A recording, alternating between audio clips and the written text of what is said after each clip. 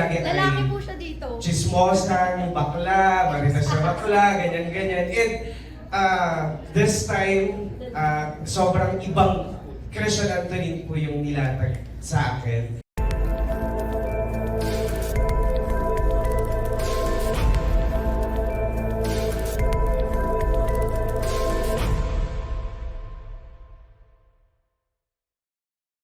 So kanina nabanggit po na sobrang benta sa mga netizens yung mga BTS TikTok nyo at mga content. So can you describe to us gaano ka good vibes and gaano ka saya yung naging experience ng pag-tape nitong My Guardian Alien po? Ay po, maraming salamat po sa tanong and to answer the question, so ang light-light lang po nung set namin.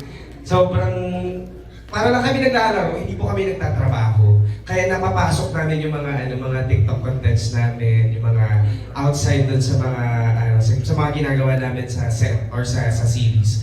Sobrang close kami ni Kiray, ni Ate Marian, ni Rafael, and lahat po ng cast. And kapag may chance na na gumawa ng content, ginagawa po namin. Meron pa nga magte-date na. Pero gagawin pa rin namin. Then baka may... Nasagot ko po ba? Okay, so sa second question, follow-up lang kay Ms. Gray and Sir Christian din. Ano yung best thing na masasabi nyo na na-invite you to be part of the show? Bago ko po sagutin yan, gusto ko lang po muna magpasalamat of course sa GMA, sa production, sa aking management, artist circle, maraming salamat po, Yaya Rams. And of course, Ate Yan, maraming salamat. Alam mo yan.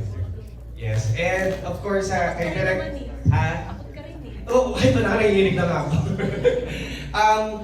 Best thing, I think ito po ay milestone po sa akin to. Last mo na to. Okay, first and last na po yata talaga. Pero kasi, mostly ang mga guestings ko po kasi sa Wish Ko Lang, Tadhana, Magpakilanman, jump po ako doon. And isa lang yung character ko lagi, siguro dahil nga as an openly gay personality. Ang role ko po lagi ay Lalaki po siya dito. chismosan, bakla, maritas na bakla, ganyan-ganyan. And this time, sobrang ibang Christian Anthony po yung nilatag sa akin. So it's a straight guy, and very proud po ako sa GMA to be very inclusive. And kasi di ba usually pag straight yung role, bibigyan mo sa straight na lalaki. Pero kapag minsan kasi di ba po, pag straight yung guy tapos gustong gawing gay, ibibigay. Minsan hindi binibigay sa totoong gay. Pero this time, I think the gender equity is there. So, I think binigay sa'yo yung role regardless of your sexuality kasi alam mong kaya mo. Alam ng tao na kaya mo. So, doon po yung pinaka-proud ako and doon po yung best thing na nangyari sa akin dito sa career ko dito sa GMA. Maraming salamat po. Pasok ka sa top. And I think